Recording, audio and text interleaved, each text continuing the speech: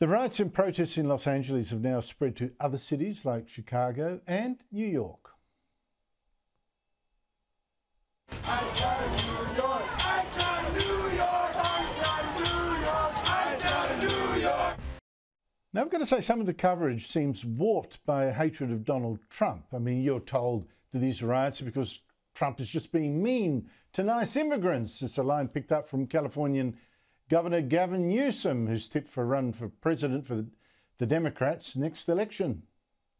His agents are arresting dishwashers, gardeners, day laborers, and seamstresses. That's just weakness masquerading as strength.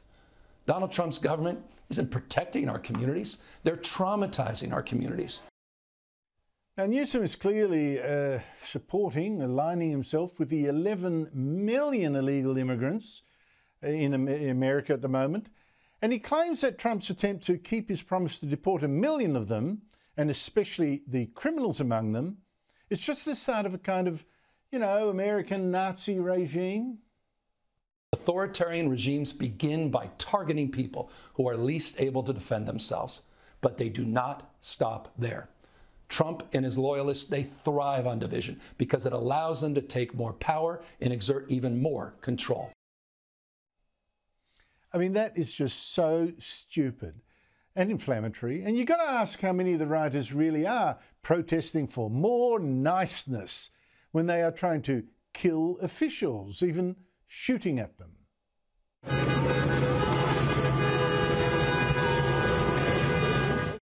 And is this really a protest for peace when rioters are drilling holes in the tyres of people's trucks, when they are looting shops, when they are trying to break into a 7-Eleven held back by terrified staff, when they are destroying people's businesses, their dreams? It's horrible. Here's worse. And how many reporters even ask what it means for the United States to have so many protesters, rioters flying a foreign flag, the Mexican flag, as they attack American police and officials? And when illegal immigrants and a Latino CNN host say, oh, well, California really is Mexican. We don't agree with the term illegal. We're undocumented. We've been here for thousands of years before you guys showed up. This is our city, and this was Mexico. You can't kick us out of the land that was ours. Donald Trump! Fascism! That wasn't the Latino host.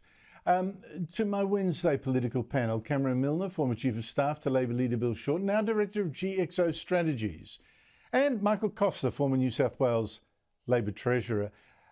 Cameron, how do you interpret what is happening in LA? Well, it's a riot, isn't it, Andrew? I mean, these people are breaking the law when they came to America. They're breaking the law as they leave America. Well, little wonder they're torching things, fighting with police, fighting with authorities. Any other governor who wasn't running for Democrat presidential nomination in 2.5 years' time would have already called the National Guard in. Any other governor but Newsom.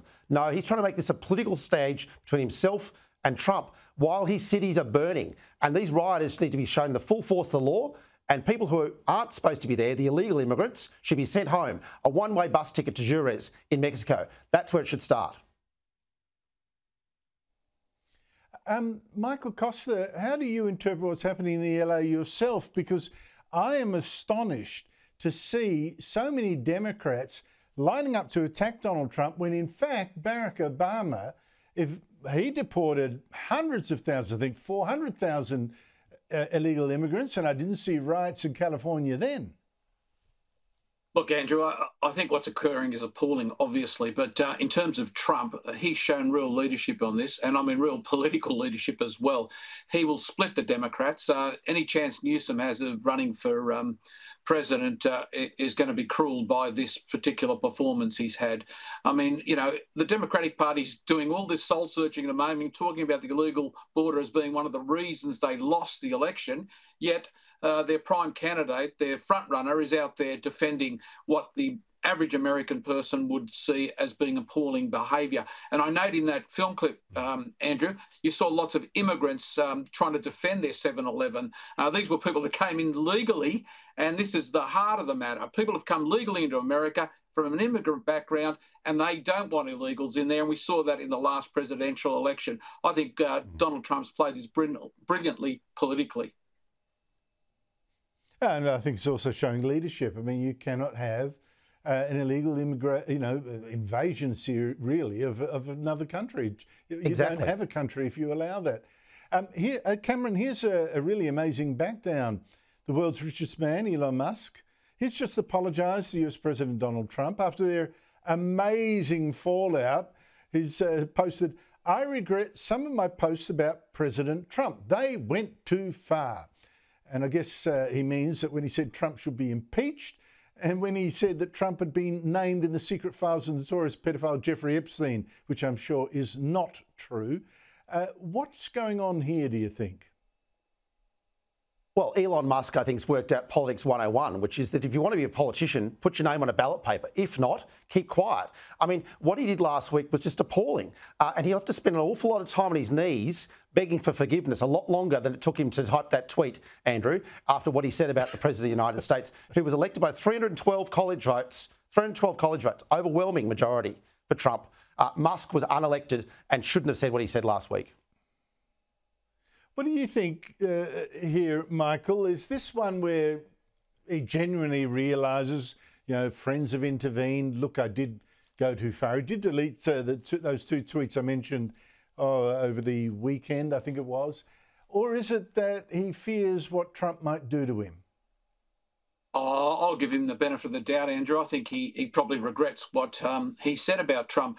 And the worst part about what he did say about Trump was that his actual criticisms of that bill are right on the money. I mean, it is a mad bill. It's going to increase debt, and it's got all sorts of problems in it.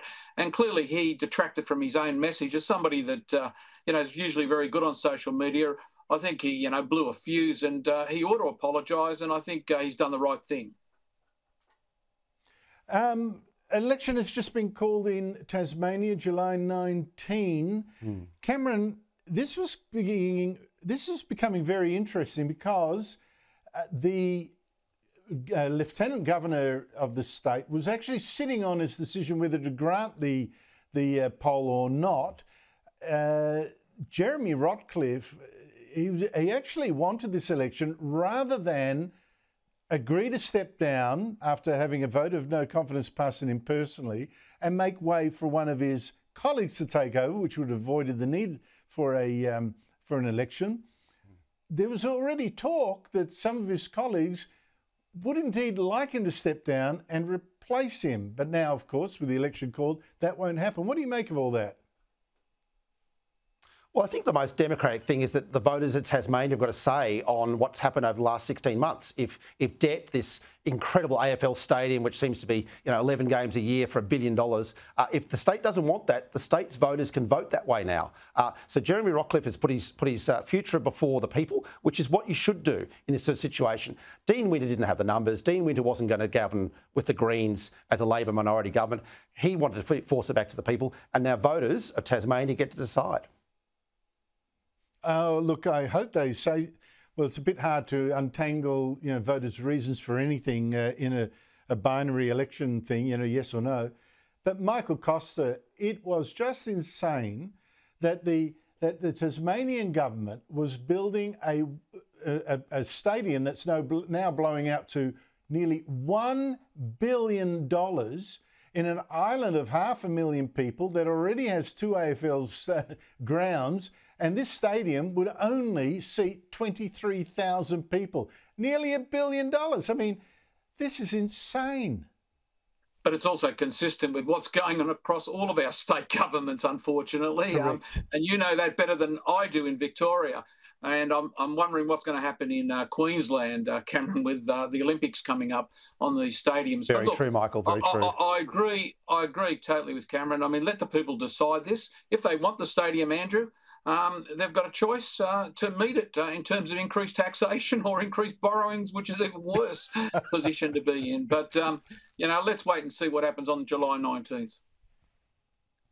Just very quickly, Cameron, I know I've run out of time, but I just want to ask you, after 18 years, the ABC has canned its once flagship Q&A show, which was usually, had one conservative guest against four leftists, against the leftist host as well, and against the leftist audience that was free to boo him. Its ratings just tanked. What does that tell you? Well, doesn't it tell you that the ABC couldn't come a moment too soon? I mean, after 18 years too long for Q&A, quite frankly. Look, anything after the Antiques Roadshow on the ABC is the lefty witching hour these days, Andrew. So Q&A was just one of a long line of programs which taxpayers pay for lefties to take the megaphone and shout back at us. Cameron Milner, Michael Costa, thank you very much to you both.